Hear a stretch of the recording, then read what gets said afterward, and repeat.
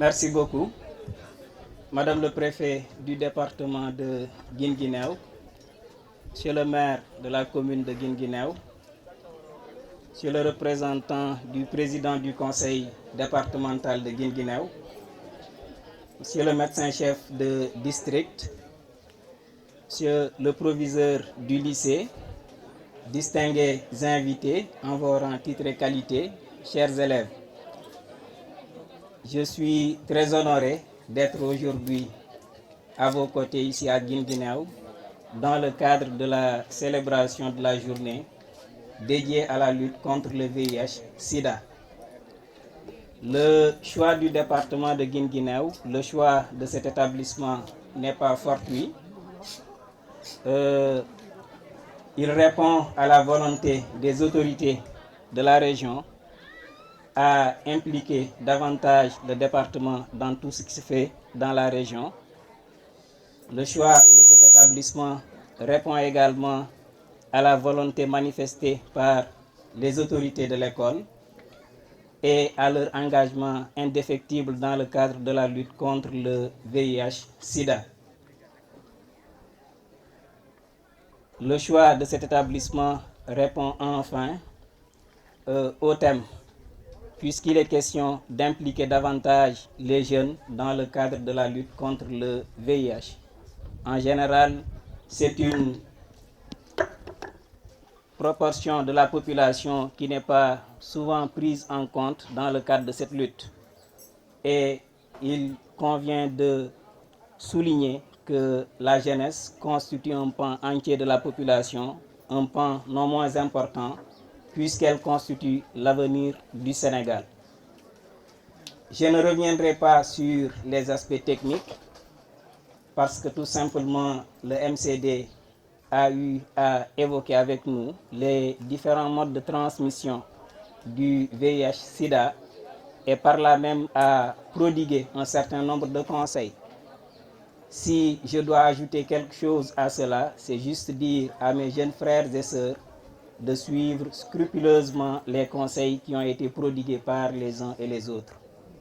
Je ne saurais terminer mon propos sans m'adresser encore une fois à eux. Vous êtes à une étape cruciale de votre vie. Un certain nombre de questionnements quand même se font à votre niveau et c'est tout à fait légitime. Mais si je peux vous dire une chose, c'est juste armez-vous de patience, de volonté et de persévérance. Comme le dit l'adage, la réussite est au bout de l'effort. Vos autorités administratives, académiques, locales,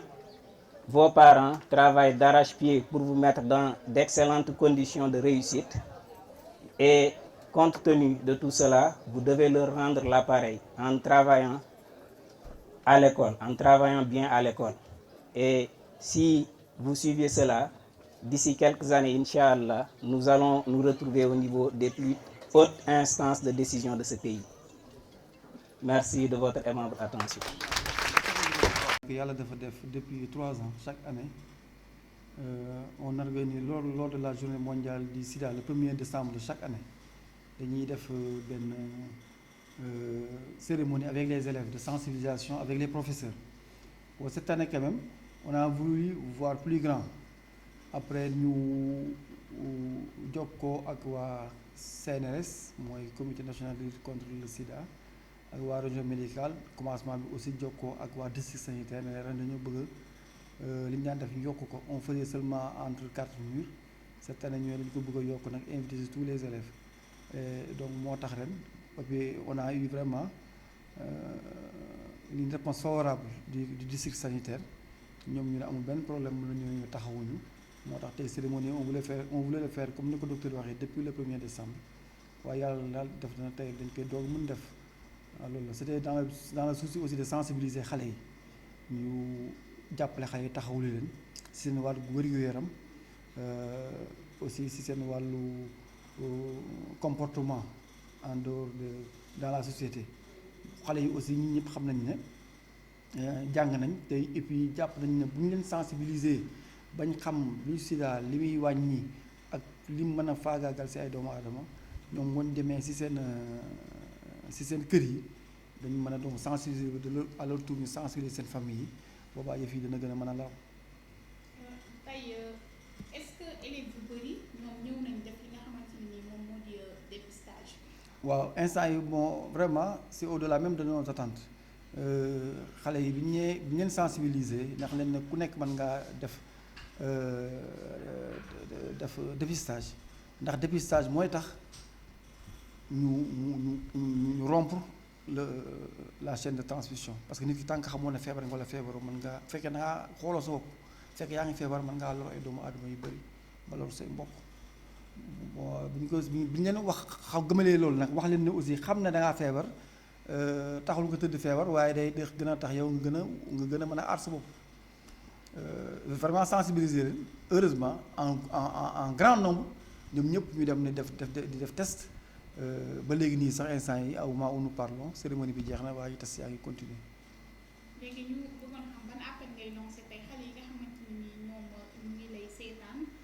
sur nos site internet te ñoom defuñu li nga xamante ni moom mooy dépistage parce que dañoo gëm ni sida non si waaw sida bi xëy na Covid bi moo ko xawoon ndëbbu tuuti mais le sida est toujours là et puis def test bi gis naa ne ñu bëri dañu ko ragal te xale yi di ndaw ñi mais amul lu ko gën ndax déjà yow di nga xam nga def test bi taxul ça signifie pas que yow boo ko defee rek da ngaa war a feebar ñaari si nekk boo ko defee nga fekkee ne def nga ko nga xam ne ni feebaroo nga gën a mën a moytu bu fekkee def nga ko nga xam ne da ngaa feebar waa district de santé bi nekk fii nii dañ lay accompagner wala ak foo mën a nekk dañ lay booleeg ay conseillers yu lay jàppale booleel ay médecins yu lay traité te déjà yow nga xam ne da ngaa feebar nga am ay spécialistes yu ànd ak yow di la faj moo gën a wóor fuuf nga bàyyi sa yaram noonu rek xamul loola jot ba xëy affaire bi gagné la boobaa ce sera trop tard donc moo tax gis naa ne def ko daal bon def ko de yow dina nga c'est yow am na avantage si yow mi koy def mais aussi am na avantage société bi ndax aussi dana tax ñu mën a rompre la chaîne de transmission. Voilà, merci beaucoup, merci.